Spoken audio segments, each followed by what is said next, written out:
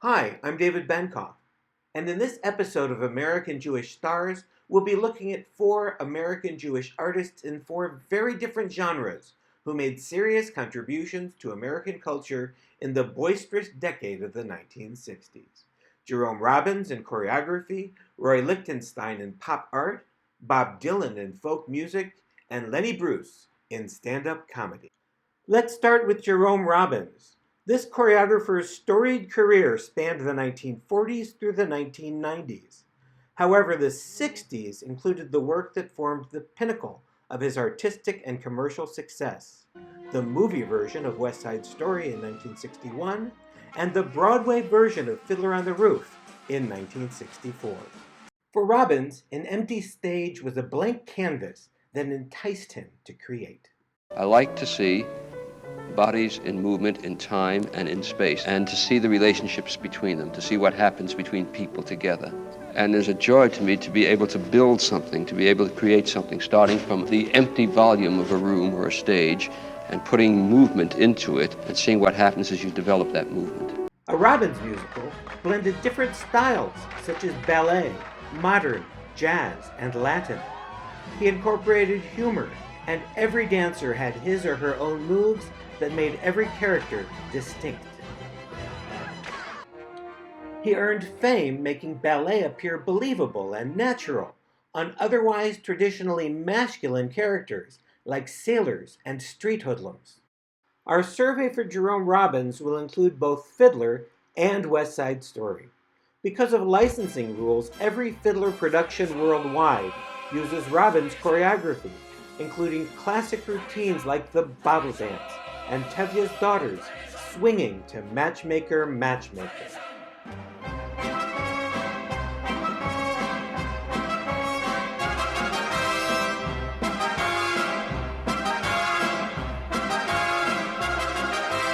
For its part, West Side Story worked only because of the superb contributions of four extraordinary men, all Jewish: book writer Arthur Lawrence, lyricist Stephen Sondheim, composer Leonard Bernstein, and of course Robbins. And the match between Bernstein and Robbins made dance history in an instant. The one thing about Lenny's music, which was so tremendously important, was that there always was a kinetic motor, which had a need for it to be demonstrated by dance. And it always was a great, wonderful, exciting trip to choreograph to Lenny's music. In the spotlight, the breathtaking prologue to West Side Story. In the first 9 minutes of the show, the backstory to the tale of warring gangs is told only through Robbins' dance, set to Leonard Bernstein's music, with no lyrics and little dialogue. A series of escalating conflicts between the Puerto Rican Sharks and the White Jets are told through tight, deliberate movements, both individualized and by each gang carefully choreographed to move as a unit. The conflicts intensify until the police come to break up a full-scale melee. Next we'll look at Roy Lichtenstein, who created an instantly recognizable pop art painting style that was all his. Lichtenstein liked to borrow images from popular culture, especially comic books, and treat them as high art. And the kind of texture that I would use would be the commercial texture of half-tone dots and flat printed areas. I go through comic books looking for material which seems to hold possibilities for painting, both in its visual impact and in the impact of its written message. But was Lichtenstein even making art at all?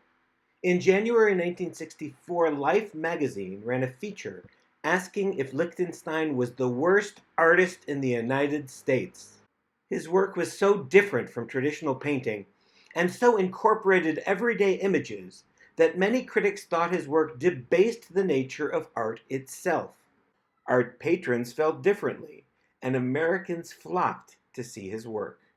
Our survey of Lichtenstein's early 1960s work will include four representative paintings: Look, Mickey, Oh, Jeff, I Love You Too, But, Wham, and Image Duplicator. Look, Mickey was Lichtenstein's first foray into painting comic book images. It was also his first use of Ben-Day dots, the printing technique that creates shading and secondary colors on cheap newsprint by using little dots of primary colors. Ben-Day dots were to Lichtenstein what pointillism was to Georges Seurat. Only in his case, he was able to use them to evoke low culture. I try to take messages which which kind of universal, or in a way either completely meaningless or so involved that they become ludicrous. Emotional women were one of the key themes of Lichtenstein's comic book paintings. In this painting, "Oh, Jeff, I love you too, but," we see a classic Lichtenstein comic book woman, close-cropped and emotionally engaged. We don't know the end of her sentence. "I love you too, but I can't marry you. But I'm angry with you. But I don't trust you." We don't know. All we have is the stylized, artificial, yet strangely touching expression on her face. War scenes were also a major Lichtenstein setting. These comic book aviation battles, often with onomatopoeic names like Brat-tat-tat and Varoom, hold up war as something ridiculous, worthy of comic book treatment. Wham is considered one of Lichtenstein's two most significant works, along with Drowning Girl, which we'll look at in a minute. I love this one. Lichtenstein made several self-referential works, including this one, showing a likely comic book villain asking suspiciously about what the viewer knows about his image duplicator. Well, who's the image duplicator? Lichtenstein, of course, converting comic book panels, including this one, into paintings worthy of museum galleries. Our spotlight for Roy Lichtenstein will be Drowning Girl. I led a discussion about Drowning Girl at Limmud, Manchester in 2019. Give me some adjectives to describe her. How would you describe either how she looks or how she feels? Suicidal. She's suicidal. Yeah, it says, "I don't care, I'd rather sink than call Brad for help." She's suicidal. What color is her hair? What does that mean? It's a little artificial, right? You don't see a lot of blue hair. Who's Brad? What did Brad do that's so awful that she'd rather sink than call him for help? Is it possible that she's crying the ocean? That this is not a literal drowning, but that this is an expression of her emotion? Is it possible that she's drowning in her own pride? Oh, it's clearly prideful. And why am I going to give in, even if it means I'm going to die? That's good. Next, Bob Dylan. Dylan's early musical contributions were in the American folk tradition, although he combined a sort of high poetry with more common language like a changin'. In the early 1960s, in Greenwich Village clubs, voter registration drives, and most famously the 1963 March on Washington for Civil Rights, Dylan developed a socially aware style, singing what were called protest songs, although he did not like that term. I mean, I just write them. I don't need to say anything about them. I don't write them for any reason. There's no great message. I mean, if you want to tell other people that, go ahead and tell them. Our survey of Bob Dylan's work in this era includes 4 of his most moving and meaningful folk songs, written in his fruitful period between 1962 and 1965. Blowin' in the Wind was Dylan's first hit, although the version that gained the most attention was sung by Peter, Paul, and Mary. Often considered a protest of discrimination and war, the song can also be considered nihilistic, since the lyric says the answer to life's big questions are blowin' in the wind. Or maybe it means the answers are blowing all around us for the taking. Many people later believed that the song was written in part to protest the Vietnam War, but it was written 2 years before the anti-Vietnam movement began.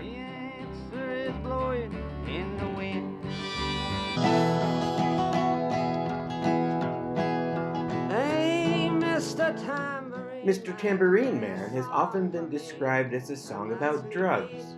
portraying a customer urging his dealer to get him high. Dylan has always rejected that interpretation, and indeed the song can easily be interpreted as the folk singer addressing his own muse. I heard one person starve, I heard many people laughing. A Hard Rain's Gonna Fall is a complex, wordy, and dark song about pollution, injustice, suffering, and war. The song was recorded just after the Cuban Missile Crisis, at a time when many Americans were pessimistic about the future of the country and the world. Rains are gonna fall, and it ain't no use in turning on your light, babe. Don't Think Twice It's Alright is the ultimate breakup song. Dylan addresses a former lover with words of farewell, insulting her at least 9 times, but also reassuring her that if she just accepts the end of the relationship, everything will be alright. It's that comfort that keeps the song poignant rather than creepy.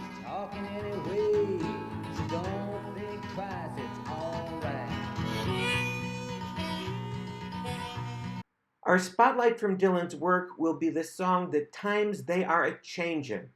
The 5 verses of this song address different audiences with the message that the 1960s is the start of a new America. Come gather round, people, wherever you roam.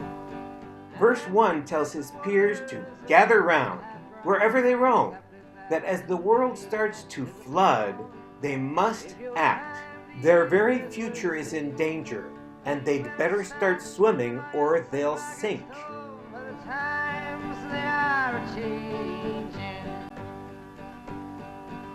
Some writers and critics who prophesy. The second verse urges writers, critics, and other observers of the changes to pay close attention and choose their words carefully, because the roulette wheel of history is in motion, and the victor is not yet clear. For the times they are changing. Some senators, congressmen, The third verse is the harshest, addressing legislators with a direct threat: stay out of our way or you will be hurt. Here, Dylan threatens a political earthquake, Armageddon really, on behalf of his generation. for the times they are changing. The fourth verse directly addresses the generation gap, telling parents not to criticize what you can't understand. Dylan declares independence from previous generations and their roads. He does, however, invite parents to join in. For the times they are changing. The line it is drawn and the curse it is cast. The last verse forms a prophecy of a topsy-turvy world in which today's winners become losers and the past is left behind. He even quotes Jesus at the end, saying the first shall be last. They are changing. Now let's turn to Lenny Bruce. Lenny Bruce was the thinking man's stand-up comic, who is famous today not only for his quick wit, but for his fight against censorship. He was known as a sick comic, but he was so much more than foul-mouthed. He used dirty words as part of contrarian social commentary, which is why his routines rankled the establishment so much. Our survey of Lenny Bruce's stand-up routines will cover his first appearance on The Steve Allen Show, Jewish and Goyish, Sex is Dirty, and blah blah blah. Talk show host Steve Allen vigorously promoted Bruce's career despite the controversy. You can see Bruce improvise a line about a famous conversion in this, his first appearance on Allen's show. Will Elizabeth Taylor become bar mitzvahed?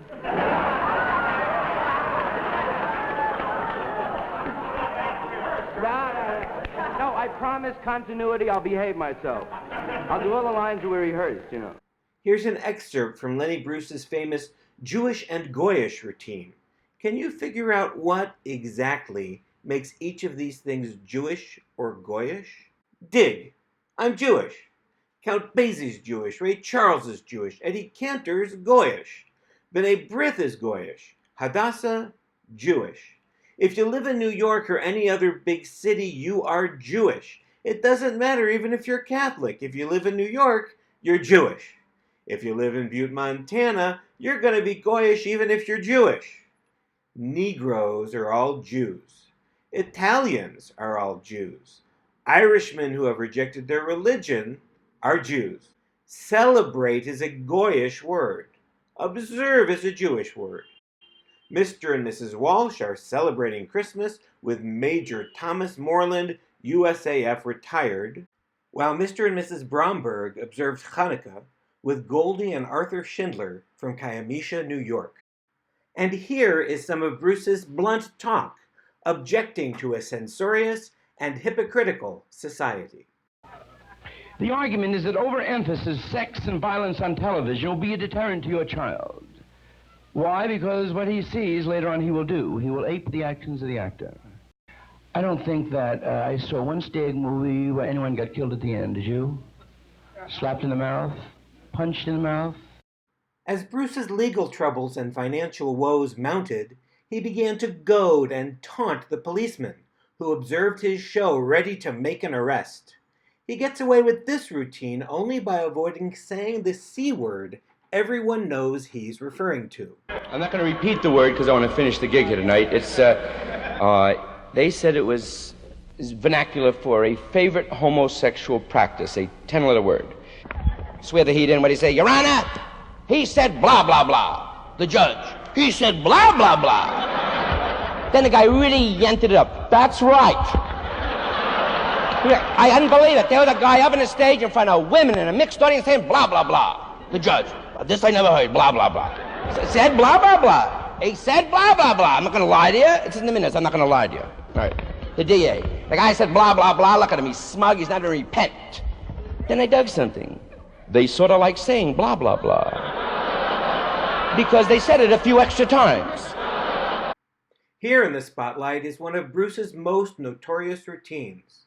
It made audiences very uncomfortable at the time, which was Bruce's point. How does it make you feel today, and why? By the way, are there any niggers here tonight? What did he say? Why, what the, is he really getting out of his nut?